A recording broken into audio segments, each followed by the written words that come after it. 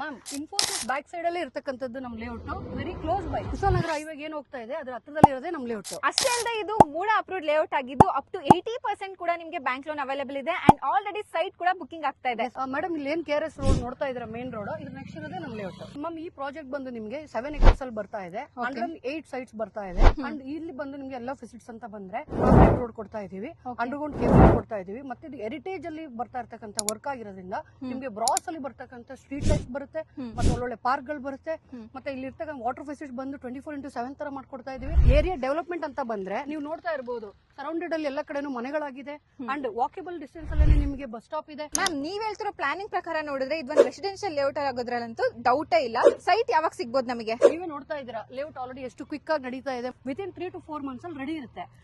Even customer ಕೂಡ ಕೇಳ್ತಾರೆ ನಮಗೆ ಪೇಮೆಂಟ್ ಕೂಡ ಸ್ವಲ್ಪ ಟೈಮ್ ಬೇಕೇ ಬೇಕು ಅಂತ ಬುಕಿಂಗ್ ಮಾಡಿದ್ರು ಕೂಡ ಅದು ಕೂಡ ಹೆಲ್ಪ್ ಆಯ್ತು ಕಸ್ಟಮರ್ಗೆ. ಮ್ಯಾಮ್ ಇಲ್ಲಿ ನಿಮಗೆ ಡೈಮೆನ್ಷನ್ ಅಂತ ಬಂದಾಗ ಆಲ್ ಸೈಟ್ಸ್ ಅವೈಲಬಿಲಿಟಿ ಇದೆ.